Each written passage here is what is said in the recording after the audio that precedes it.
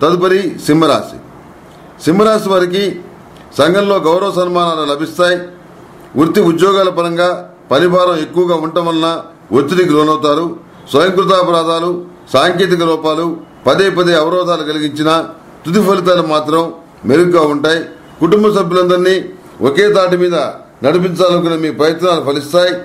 ఆదాయపరంగా వృద్ధిని సాధించగలుగుతారు. విదేశాలకు వెళ్లాలనే మీ ఆలోచనలు బలపడతాయి.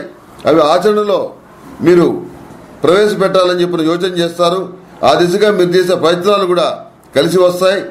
ప్రతిష్టాత్మకమైనటువంటి యూనివర్సిటీల్లో సీటు లభిస్తుంది. ప్రతి విషయంలో కూడాను చాలా మంది మిమ్మల్ని సంప్రదించడం, మీ మీద అతిగా ఆధారపడటం మీకు విసుగు కలిగించే అంశంగా మారుతుంది. మీ వ్యతిరేక పక్షం వారిని ముఖాముఖి ఎదుర్కోవాల్సిన పరిస్థితి ఈ వారం ఏర్పడుతుంది.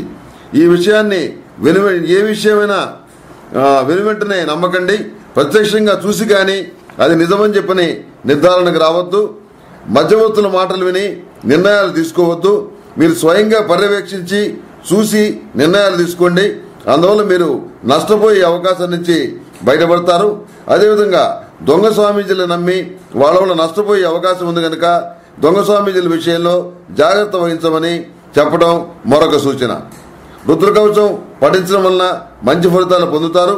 మాట తీరులో స్వల్పమైనటువంటి మార్పుల్ని చేసుకోవాల్సిన పరిస్థితి ఏర్పడుతుంది. ఆర్థికపరమైన లాభాలని వ్యాపారపరంగా పొందగలుగుతారు. గ్రీన్ కార్డు సంబంధించిన విషయాలు పురోగతిలో ఉన్నాయని చెప్పని తెలుసుకుంటారు. ప్రతి విషయంలోనూ దైవానుగ్రహం ఉందని చెప్పి భావిస్తారు.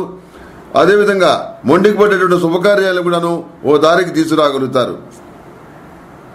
ఈ సింహరాశి వారు కూడాను ఈ నెల 27వ తేదీన అంటే మహాశివరాత్రి నాడు జరిగేటువంటి మహాపాశుపత హోమంలో పాల్గొని మహాపాశుపత హోమం చేయించడం చెప్పదగినటువంటి విశేషమైనటువంటి సూచన.